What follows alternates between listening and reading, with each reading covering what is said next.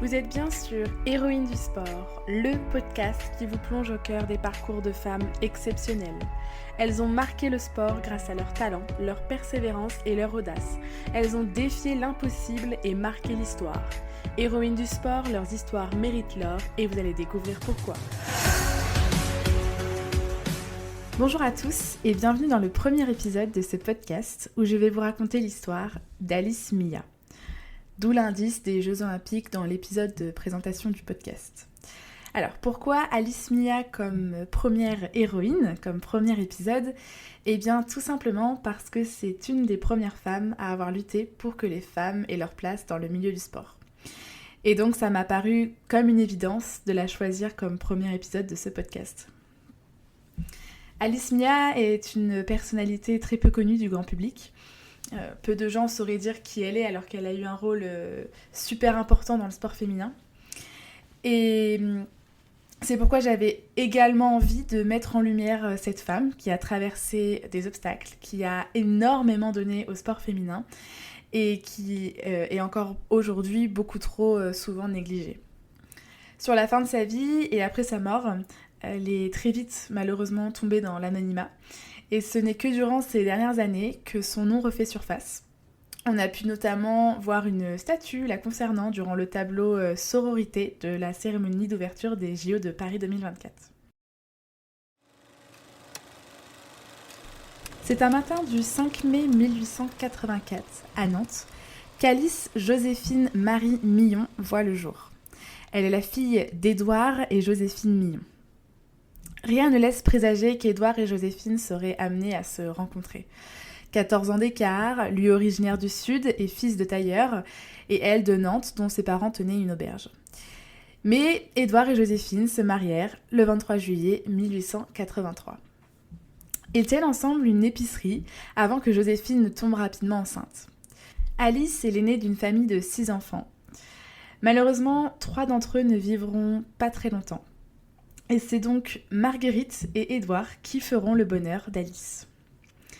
Alice est une personne d'une nature très curieuse. Elle s'intéresse au monde qui l'entoure et ne cesse de vouloir apprendre. Elle a de la chance de bénéficier de l'école laïque, gratuite et obligatoire, grâce à la loi Jules Ferry de 1882, et de l'enseignement secondaire ouvert aux filles, grâce à la loi Camissé de 1880. D'ailleurs, Nantes est la première ville du pays, même bien avant Paris, à inaugurer un lycée pour filles. Alice est une élève studieuse, elle reçoit des prix chaque année et dans toutes les matières, sauf une, en sport. Alice déteste cette matière, au point qu'elle ne souhaite même plus y assister. Et c'est assez paradoxal quand on sait tout ce qu'elle a apporté au sport aujourd'hui. Mais c'est lorsqu'elle part quelque temps en Angleterre, et précisément à Londres, que son attirance pour le sport change, et que son intérêt pour le monde et l'ailleurs s'intensifie. Et son mari, Joseph Mia, n'y est pas pour rien là-dedans, puisqu'il travaille dans le commerce. Ils se sont rencontrés durant l'enfance, et à l'époque, rêvaient déjà de quitter Nantes pour partir à l'aventure. Là-bas, elle trouve un petit boulot de jeune fille au pair. Sa vie est rythmée par les 2 enfants dont elle s'occupe. Et son don et son goût pour les langues lui donnent l'opportunité de suivre les maîtres de maison lors de leurs déplacements. Durant son séjour, elle découvre que le sport est hyper important dans la société anglaise. Là-bas, la culture du muscle et de l'intellect sont indissociables, contrairement à la France. Et c'est donc ainsi qu'Alice, un jour, commence à s'initier à l'aviron, ou bien au rowing, comme disent les Anglais. Alice découvre également qu'il existe des équipes féminines de football, même si elles se font rares, car en France ce n'est absolument pas le cas. D'ailleurs que ce soit pour le foot, mais aussi pour tout autre sport. Et donc quand ils vont rentrer en France, donc Joseph et Alice, elle espère pouvoir là-bas continuer l'aviron. Après 6 mois en Angleterre, Alice et Joseph décident de se marier. Et ensuite, ils rentrent en France. Alice Millon devient donc Alice Mia. Tous les deux, ils s'installent à Paris, non loin de la place de la République. Elle travaille en tant que dactylographe et traductrice. Et maintenant qu'ils sont tous les deux bien installés dans leur petit cocon, Alice est à la recherche d'un club d'aviron. Mais malheureusement, ça ne sera pas simple du tout. 10 années vont s'écouler avant qu'elle ne puisse se remettre à l'aviron. Pourquoi ? Les clubs d'aviron sont assez réfractaires à l'idée d'accueillir des femmes. Mais malheureusement, Alice va devoir mettre ses recherches entre parenthèses car des drames familiaux vont s'enchaîner. Elle perd soudainement, dans un premier temps, sa mère à l'âge de 44 ans. Et étant donné que son frère et sa sœur, donc Édouard et Marguerite, sont encore assez jeunes, Alice et Joseph rendent leur appart à Paris et retournent vivre à Nantes. Et malheureusement, ça va continuer, l'état de santé de Joseph se dégrade rapidement et 4 mois après la mère d'Alice, c'est Joseph qui disparaît à son tour. Mais Alice, elle veut pas se laisser faire de tout ça et elle décide de retourner à Paris pour trouver du travail et notamment dans la traduction. Malheureusement encore, 2 ans après, juste le temps de se remettre de tout ça, c'est au tour de son père Édouard de rendre son dernier souffle. Et Alice, à ce moment-là, elle n'a que 26 ans et elle se retrouve déjà veuve et orpheline. Durant les années qui suivent, Alice travaille comme une acharnée pour oublier sa peine. Nous sommes le 28 juillet 1914, l'Autriche déclare la guerre à la Serbie et c'est les débuts de la Première Guerre mondiale. C'est durant cette période qu'Alice découvre Femina Sport, la première société sportive féminine du pays, et qu'elle commence à côtoyer Pierre Pessé, son fondateur. À cette époque, tous les amateurs de sport le connaissent, il est sacré champion olympique en pentathlé et en hexathlon gymnastique au JO de 1906 à Athènes. Donc le pentathlé et l'hexathlon gymnastique, c'est 2 concours généraux individuels sur 5 et 6 épreuves. Et il a également été 2 fois champion du monde au concours général par équipe. Et c'est donc ainsi, tout naturellement, qu'il a choisi de faire de la gymnastique son métier.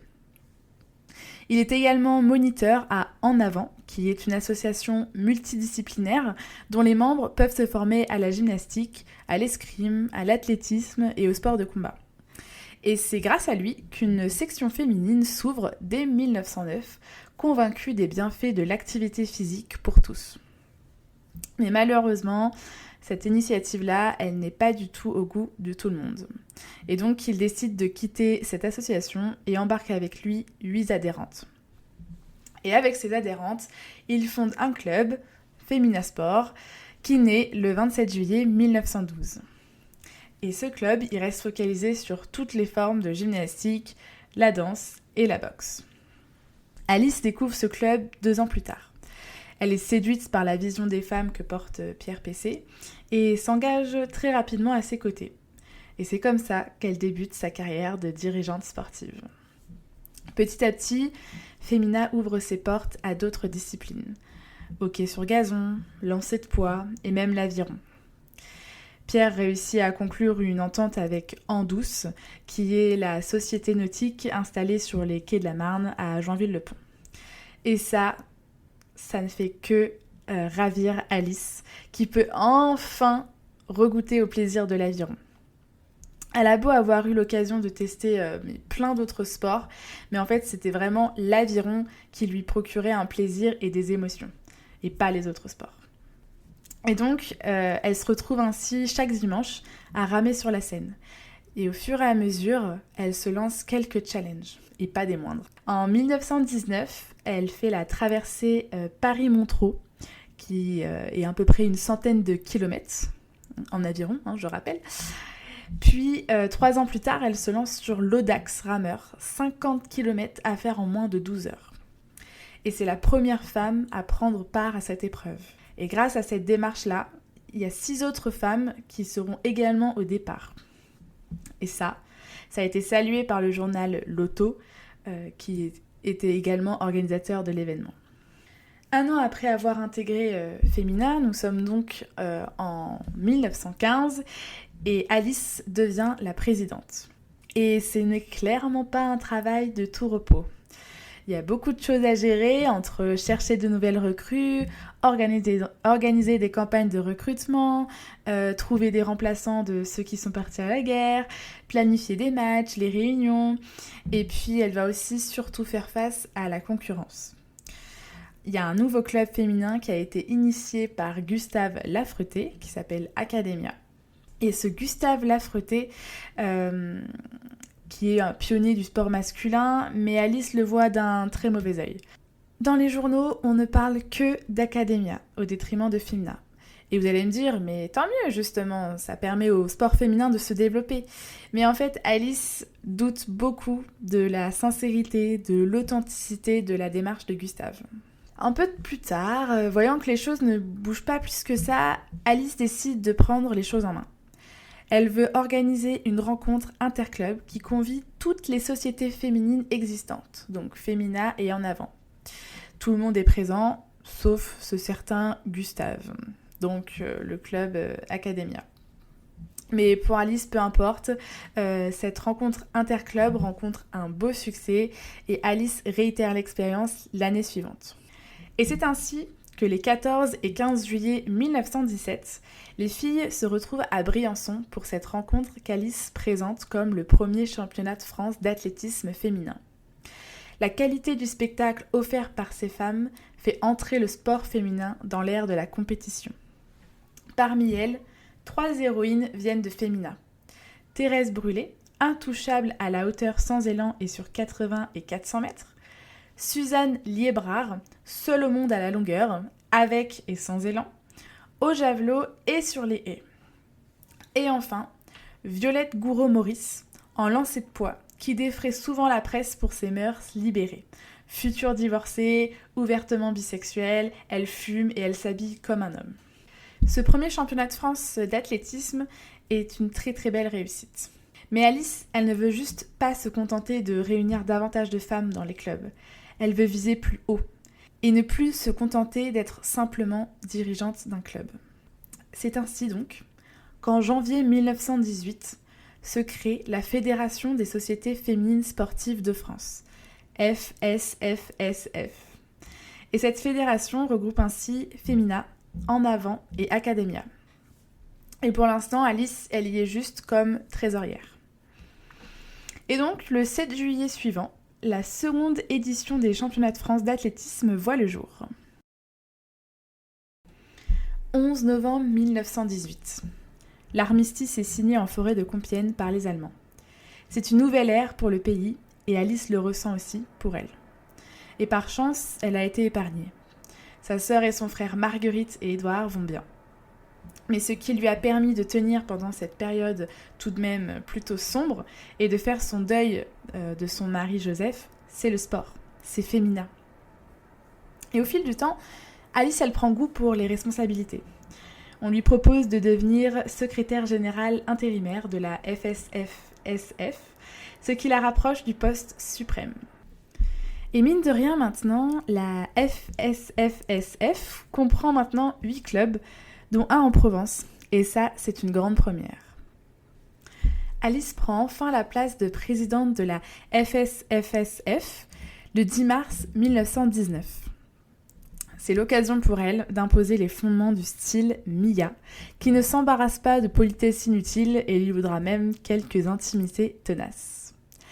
Lors de la deuxième édition des championnats de France de cross-country, organisés dans le parc de Saint-Cloud, la neige est présente en abondance. Et l'opinion publique souhaiterait un report par peur des conséquences et de la fragilité des femmes. Mais ça, ce n'est absolument pas de la vie d'Alice. 33 inscrites s'élanceront donc sur ce cross. Et finalement, après ce succès, d'autres championnats nationaux verront le jour. L'un en basket et l'autre en football. Et si cela est ok pour le basket, ce n'est pas du tout pour le football qui doit rester une affaire d'hommes. Mais Alice se démène quand même pour créer une équipe féminine, mais le souci, c'est qu'il n'y a pas de concurrence. Le 21 avril 1918, au Red Star de Saint-Ouen, les filles disputent leur premier match en public grâce à 2 équipes créées en levée de rideau d'un France-Belgique homme. Et l'engouement est énorme parmi la population. Et petit à petit, la fédération s'ouvre à d'autres championnats de d'autres disciplines, telles que l'aviron et le rugby. La reconnaissance est là. L'opinion publique s'habitue à voir une femme courir, frapper un ballon, à sauter des obstacles. Mais ce qui manque pour que le spectacle soit d'autant plus incroyable, c'est le manque de moyens, d'argent pour briller au-delà des frontières. Dans n'importe quel pays du monde, à cette époque, le sport féminin est encore assez petit, ça reste assez local. Mais l'idée d'Alice, ce serait que les nations organisent ensemble des événements sportifs. À moins de se greffer à un événement qui est déjà là, les Jeux Olympiques. Pour le moment, aux Jeux Olympiques, la seule discipline autorisée pour les femmes, c'est le tennis. Mais Alice, elle estime qu'il est temps d'y ajouter des épreuves d'athlétisme aussi pour les femmes. Et donc les prochains Jeux ont lieu à Anvers, en Belgique, entre avril et septembre 1920. Et en octobre 1919, la fédération soumet l'idée au CIO d'y ajouter des épreuves d'athlétisme féminin. Mais un certain Pierre de Coubertin n'est pas du tout de cet avis. Et c'est donc un non catégorique et sans justification. Pour lui, le sport est une affaire d'hommes et seulement d'hommes. Mais voilà, c'est pas trop dans la nature d'Alice de renoncer, et donc elle a maintenant 4 ans devant elle pour changer la donne. Pour elle, il est hyper important que les femmes soient encouragées à se mettre au sport tout autant que les hommes, que ce soit pour leur bien-être, leur santé personnelle, mais aussi pour donner naissance à des bébés, des enfants plus solides, et ainsi, une fois adultes, à assurer la défense du pays. Je rappelle qu'on est dans un contexte de l'entre-deux-guerres. Donc, en avril 1920, elle annonce la tenue prochainement d'une gigantesque tournée de football au Royaume-Uni. 17 joueuses sont retenues pour cette tournée. Cette tournée est une grande réussite. Partout où elles vont, elles sont attendues, elles sont ovationnées. Qu'elles gagnent ou qu'elles perdent, au final, peu importe, parce que les spectateurs s'en donnent à cœur joie pour les suivre. Par contre, lorsqu'elles retournent en France, là, personne ne les attend. Il n'y a pas d'ambiance, vraiment. Mais Alice, elle s'en fout. Elle annonce une tournée retour pour l'automne. Et la première rencontre a lieu le 31 octobre à Pershing, dans le bois de Vincennes. 10 000 personnes font le déplacement pour assister au premier match international de football féminin jamais disputé en France. Au printemps suivant, les Françaises retournent sur le sol anglais pour des nouveaux tournois avant de recevoir à nouveau les Anglaises à Pershing pour cette fois-ci une double confrontation inédite. Football et athlétisme. En quelques mois, Alice a réussi, également grâce aux Anglaises, à amener ce combat au-delà des frontières parisiennes, mais également au-delà du pays. Et cet événement est une fois de plus une réussite. Alice reçoit des louanges auxquelles elle ne s'attendait pas du tout. Et ses talents pour la logistique de tel événement est salué.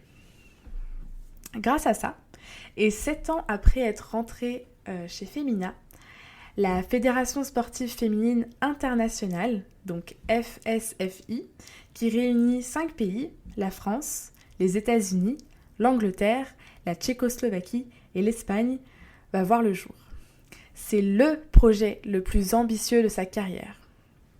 Elle espère rapidement voir la Suisse, la Chine et la Yougoslavie rejoindre cette fédération, ayant donné leur accord de principe pour les rejoindre. Cette idée-là, elle est présente depuis un petit moment dans la tête d'Alice, et voyant l'évolution du sport féminin s'accélérer, pour elle, il était temps de mettre en place cette idée, cette fédération. Et donc, pour officialiser tout ça, un congrès est organisé le 31 octobre 1921.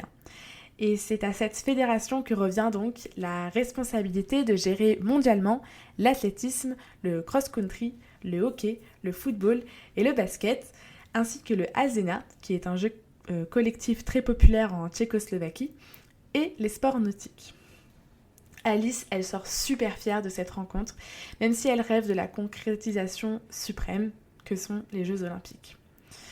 Alors, c'est sous le nom de la FSFI qu'Alice réitère sa demande d'intégrer les femmes aux Jeux Olympiques auprès de ce cher Pierre de Coubertin. Et malheureusement, la réponse, elle reste la même, c'est un non. Il n'est absolument pas décidé à ce que les femmes se joignent aux hommes pour cette grande fête. Et puisque c'est ainsi, Alice, elle a toujours pas dit son dernier mot. Le CIO ne souhaite pas des femmes ? C'est pas grave. Elle va créer ses propres Jeux Olympiques féminins. Et après des mois et des mois de boulot et d'organisation, la première édition aura lieu le 20 août 1922 à Paris, qui n'est autre que la ville hôte des Jeux Olympiques de 1924.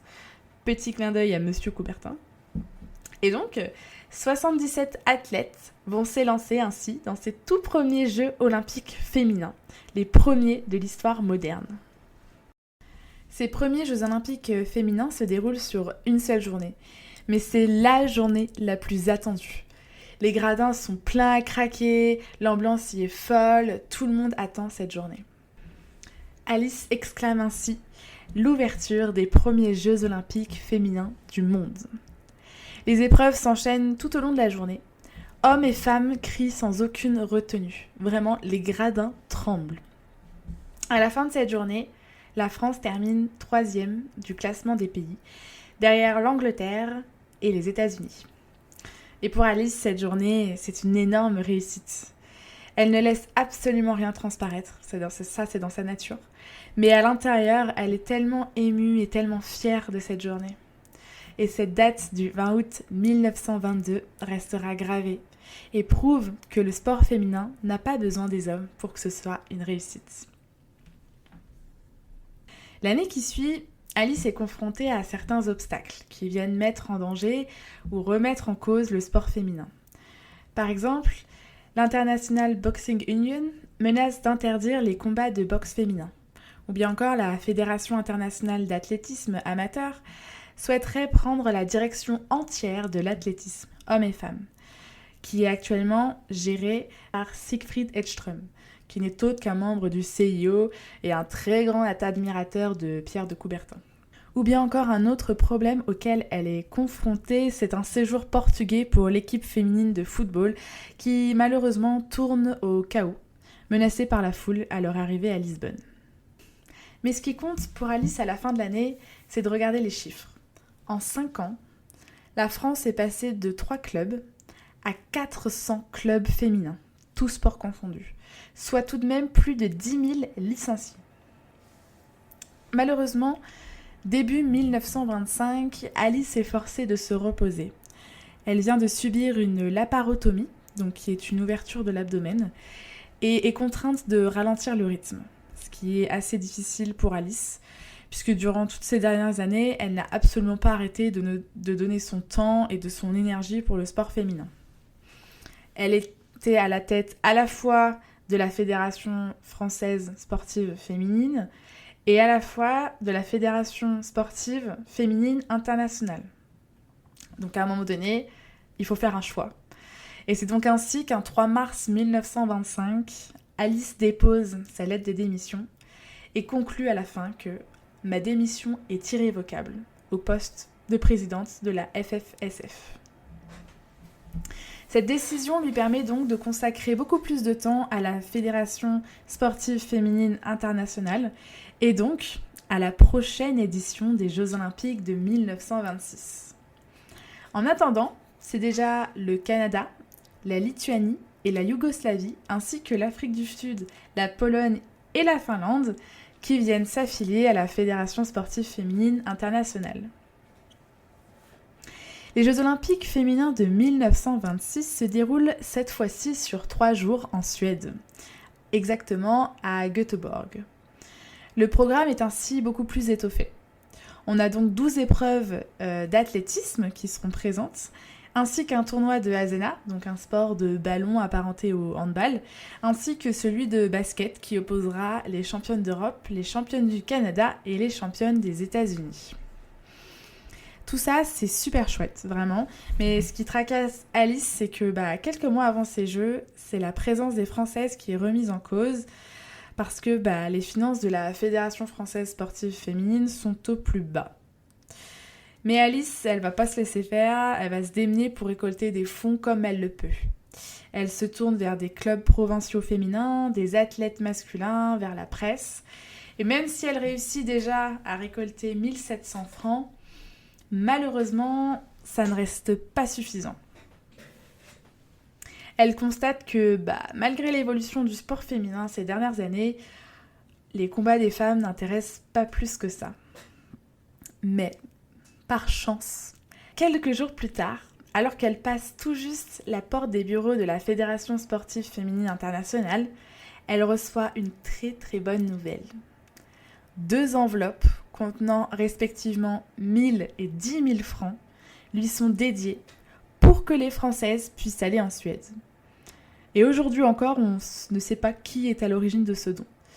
Mais c'est pas grave. Le plus important pour Alice à ce moment-là, c'est que les Françaises peuvent partir au JO en Suède. La France est donc présente pour ces 3 jours de folie en Suède, et cette édition montre que les progrès sont là, autant sur les performances des filles, des records sont battus, que sur l'organisation. La France décroche la 2e place du classement des nations derrière les Britanniques. Nous sommes maintenant en 1928. Pierre de Coubertin n'est plus président du CIO et nous sommes à l'aube des JO d'Amsterdam. Et pour la première fois, des athlètes féminines feront leur entrée sur la scène olympique, mais seulement à titre d'essai. Mais une première tout de même dans l'histoire. Jusqu'à présent, seulement les sports dits féminins comme le tennis, la danse, le patinage étaient autorisés pour les femmes. Et donc, Alice est présente là-bas comme membre du jury du comité olympique. Et ça aussi, c'est également une première parce que ce sera la première femme au CIO, qui jusqu'ici n'était tenue uniquement par des hommes, pour des hommes. D'ailleurs, petite parenthèse, vous pouvez trouver sur internet une photo du jury et vous verrez qu'il y a juste Alice qui est tout à gauche parmi les hommes. Et donc toutes ces bonnes nouvelles pour les femmes cachent en réalité un affrontement entre Alice et Siegfried Edström. Siegfried Edström est un Suédois de la Fédération internationale d'athlétisme. Et puis il prendra la présidence du CIO en 1946. Mais avant, en 1921, il fait abstraction des demandes d'Alice pour intégrer des épreuves féminines au programme d'athlétisme des Jeux Olympiques de 1922. L'année suivante, il est contre l'utilisation du terme olympique pour les Jeux féminins. Et puis il va même aller jusqu'à s'inquiéter de la réussite d'une compétition au cours de laquelle les femmes ont bravé tous les préjugés.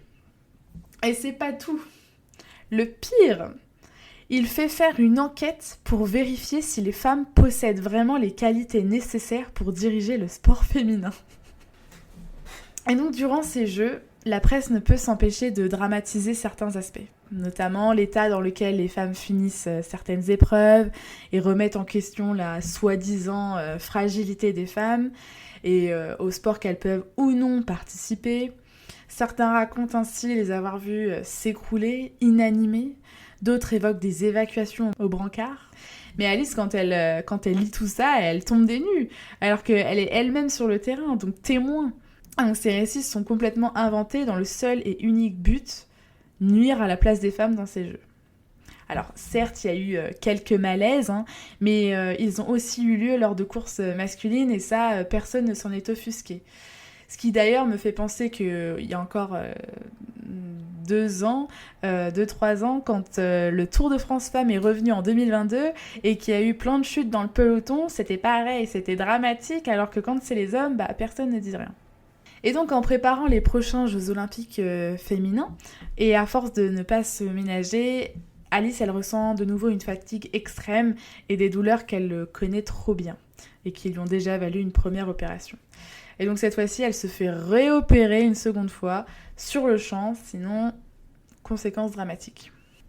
Et donc après suffisamment de repos à la clinique et en maison de santé, elle reprend ses fonctions début 1930. La même année, c'est la 3e édition des Jeux Olympiques féminins qui vont se tenir à Prague en Tchécoslovaquie. Et d'ailleurs qui ne s'appelleront plus les Jeux Olympiques, mais qui s'appelleront les Jeux féminins mondiaux. Car Alice n'est plus autorisée à utiliser le terme olympique, qui est dédié aux hommes, et c'est ce qu'elle a promis au CIO. Durant ces jeux, quelques changements vont être apportés. Déjà, premièrement, les infrastructures. La Fédération féminine tchécoslovaque a officialisé un stade spécialement conçu pour l'événement, au bord du Vltava, le fleuve qui traverse la capitale. Et deuxièmement, le programme est revu à la hausse. Un tricathlon comprenant 100 mètres, hauteur et javelot vient s'ajouter aux épreuves d'athlétisme, ainsi que l'ajout d'un championnat du monde de basket. Et Alice, elle met toute son énergie pour montrer dans un premier temps au CIO que les Jeux féminins sont là pour perdurer, mais aussi pour s'ouvrir à d'autres disciplines que l'athlétisme. Et donc c'est ainsi que plus de 60 000 spectateurs vont être présents sur ces 3 jours. Une performance incroyable pour de l'athlétisme, sport qui est plutôt discret en Tchécoslovaquie et qui n'avait alors jusqu'ici jamais réuni plus de 3000 personnes. Et encore, c'était lors d'un meeting masculin. Malheureusement, durant ces Jeux, côté français, c'est une catastrophe. Les journalistes cherchent des coupables, ou plutôt la coupable, c'est-à-dire Alice. Et elle-même, elle a cette sensation que ces Jeux mondiaux, ont eu l'effet inverse qu'elle souhaitait. Plutôt que d'asseoir définitivement le sport féminin dans l'opinion publique, finalement, ça n'a fait que réveiller davantage ses opposants. Et un autre souci qui en découle, c'est le manque de moyens financiers alloués au sport féminin et surtout à la Fédération française sportive féminine. L'an passé, sur les 30 millions de francs investis pour le sport, seulement 25 000 sont revenus aux femmes. Donc comment faire en sorte que les femmes progressent, se rencontrent et que les générations se renouvellent et donc que le sport féminin puisse continuer de se développer s'il n'y a pas d'argent ? Et donc Alice, elle se dit, on va devoir se résoudre à mettre fin au déplacement à l'étranger. Et il n'y aura ainsi pas de Françaises aux Jeux de Los Angeles en 1932, donc les Jeux Olympiques hommes-femmes pour le coup. Et Alice, elle en a marre de dépendre de ces politiques injustes. Par exemple, la mairie de Paris avait prévu des infrastructures dédiées aux sportives qui n'ont malheureusement jamais vu le jour. Mais, après des mois de recherche intense, Alice lance une loterie pour financer le projet qu'elle va faire toute seule. Et ce complexe sportif sera situé proche de la cité universitaire, doté de terrains de basket et de tennis, d'une piste de course à pied et d'espaces de concours. Et les athlètes auront également des vestiaires, des douches, un cabinet médical ainsi qu'une salle de réunion. Et parallèlement à ce projet-là, la Fédération sportive féminine internationale a décidé que les sportifs se concentreront à présent sur les Jeux mondiaux féminins à la suite des JO d'Amsterdam et de Los Angeles où les athlètes féminines n'ont pu en tirer aucun avantage et étaient vraiment mal représentées par le CIO. Et devinez qui a été mandatée pour cette mission ? Alice, évidemment. Et étant donné que la Fédération sportive féminine internationale souhaite ouvrir leurs Jeux à toutes les disciplines olympiques, Alice, elle doit ainsi entreprendre des démarches auprès des responsables des différentes fédérations internationales. Et donc, si tout va bien, la natation olympique fera son entrée aux Jeux mondiaux féminins à Londres en 1934. Et en 1934, Alice a également 50 ans, mais elle a l'impression d'en avoir 30 de plus. Son déplacement à Londres pour ces Jeux est malheureusement son ultime déplacement officiel parce que sa santé n'est pas du tout au beau fixe. Londres, c'est ici que tout a commencé pour Alice. La découverte du sport, de l'aviron.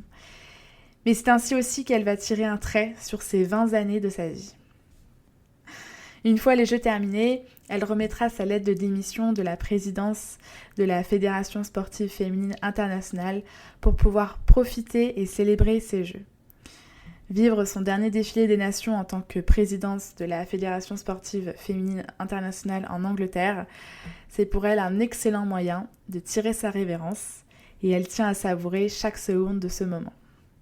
Et ces Jeux se sont terminés parfaitement par le sacre des Françaises au basket et Alice ne pouvait pas rêver mieux comme finish. Ces Jeux mondiaux féminins seront les derniers. La Fédération internationale d'athlétisme a repris les rênes du sport féminin dans le monde entier.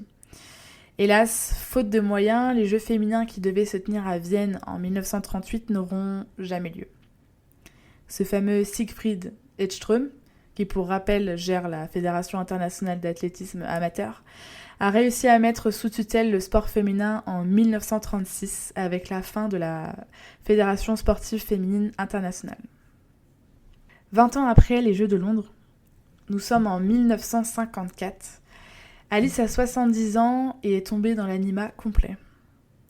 Pour les gens de son quartier, Alice est une simple vieille dame, une silhouette aux cheveux blancs reconnaissable grâce à son grain de beauté sous la narine droite.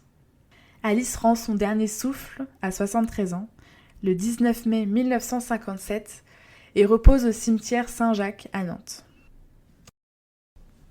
Alice Mia est pendant près d'un demi-siècle complètement et injustement oubliée. Heureusement, depuis le début des années 2000, plusieurs initiatives remettent en avant sa vie et son travail. En 2005, André Drevon, professeur de PS, cinéaste et historien du sport, lui consacre une biographie avec une préface d'Anne Hidalgo qui précise, je cite, « C'est parce que Alice Milla est allée au-devant de moult préjugés sexistes et qu'elle affirmait avec force et détermination ses convictions qu'elle mérite amplement d'être reconnue comme une figure du féminisme du XXe siècle. » On peut également retrouver des rues en son nom, dans différentes villes, mais surtout des installations sportives à son nom. En 2016, la première fondation européenne consacrée à la médiatisation du sport porte son nom, la fondation Alice Milla, qui a pour but d'améliorer la médiatisation du sport féminin en France et en Europe, autant au niveau des professionnels que des amateurs. Et cette fondation participe également à l'amélioration des conditions des femmes dans le sport en Europe. Le 8 mars 2021, une statue est inaugurée dans le hall d'entrée de la Maison du sport français, donc le siège du Comité national olympique et sportif français, où elle y retrouve son très cher ami Pierre de Coubertin. Et enfin, en 2024, son nom est donné à l'esplanade de l'Arena 2 des JO de Paris 2024. Et c'est seulement 100 ans après qu'il y a une parité parfaite hommes et femmes durant ces JO. Bien sûr, il reste d'autres progrès à faire, notamment l'accès des femmes au sport, la sexualisation de la pratique par les retransmissions télévisuelles, les commentaires de certains médias, etc. Mais en tout cas, j'avais envie de dire merci Alice pour tout ce que tu as pu apporter au sport féminin. Merci à toi de t'être battue pendant des années pour qu'aujourd'hui on puisse avoir accès à plein de sports, à plein de clubs. Et puis merci à vous d'avoir écouté cet épisode. J'espère qu'il vous aura plu. N'hésitez pas à le partager, à le commenter et j'espère qu'il aura pu mettre en lumière tout le travail et tout le dévouement que nous a apporté Alice pour le sport féminin. Alice était donc l'héroïne de cet épisode et je vous retrouve le mois prochain pour un épisode plus axé sur l'amour.